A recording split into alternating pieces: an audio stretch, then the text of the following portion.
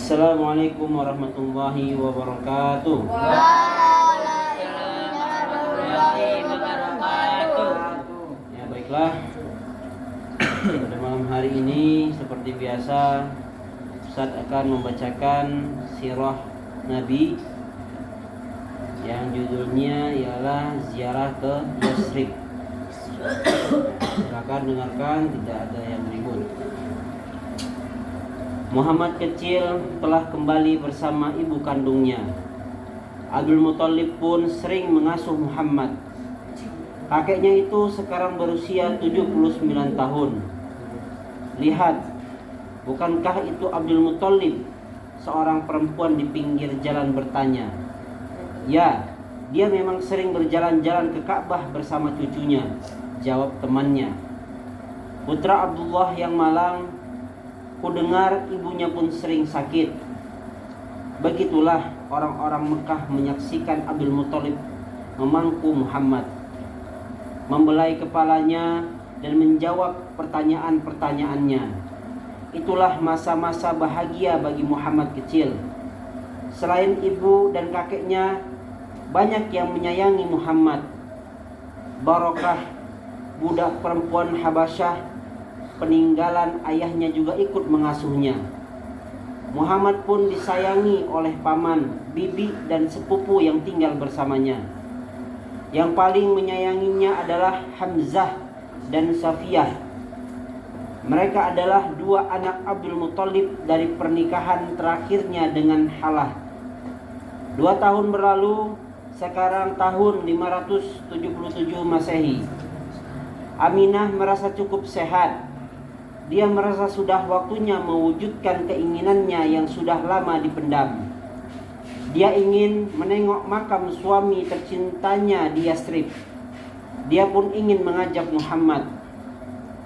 Muhammad, putraku, ayo segera naik ke untamu, panggil Aminah. Kafilah akan segera berangkat. Baik ibu, jawab Muhammad dengan semangat. Sekarang 6 tahun sudah usianya. Wajahnya cakap dan badannya sehat. Pandangan matanya pun memancarkan kecerdasan. Aminah menunggang untanya di depan.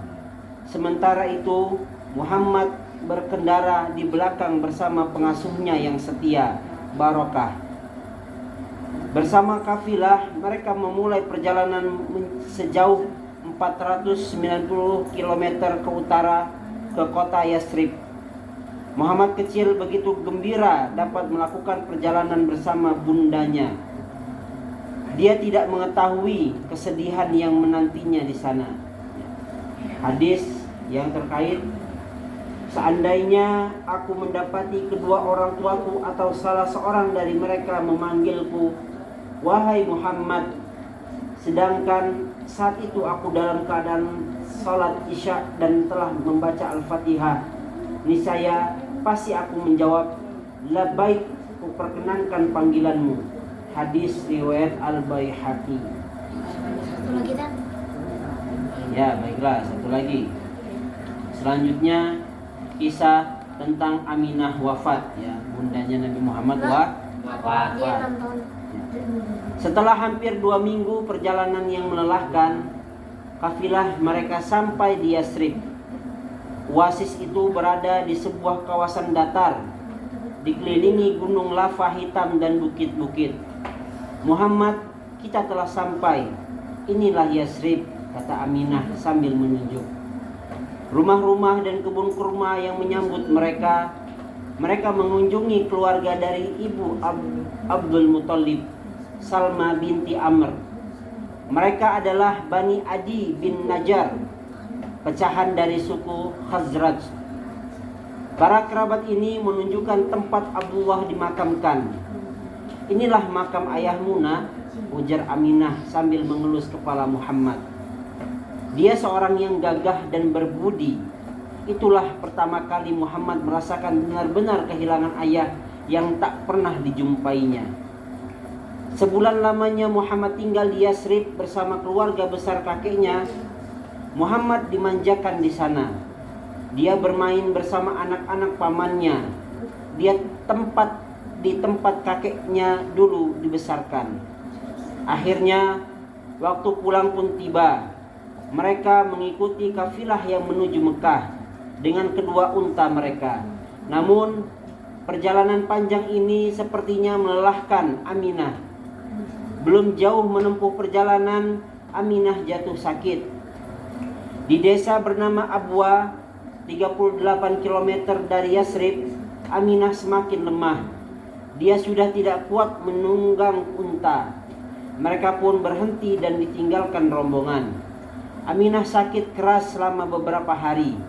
Dia terbaring lemah, enggan makan dan minum, sampai akhirnya maut menjemput. "Ibu!" panggil Muhammad kecil sambil menangis. Bunda tercintanya kini terbaring diam, tidak lagi menjawab panggilannya. Muhammad menyaksikan ibunya dimasukkan ke dalam tanah, ditimbuni dan tak akan pernah lagi bersamanya. Aminah meninggal dan dimakamkan di Abwa, seakan tidak dapat menjauh dari makam suaminya. Muhammad kecil telah kehilangan hal yang amat berharga baginya. Pada usia belia, dia tidak lagi mempunyai ayah dan ibu. Nisan mereka pun jauh dari kampung halamannya. Barakah menghibur dan menjaga Muhammad yang kini yatim piatu. Dia membawa Muhammad kembali ke Mekah bersama kafilah yang lain. Lalu siapakah yang selanjutnya mengasuh Muhammad? Hadis yang terkait ketika Rasulullah SAW berziarah ke makam ibunya, beliau berdoa, "Aku memohon izin kepadamu Tuhanku, agar aku memohonkan ampun untuknya. Dia tidak memberikan izin untukku, aku memohon izin agar aku berziarah ke makamnya. Dia memberi izin kepadaku." Hadis riwayat Muslim.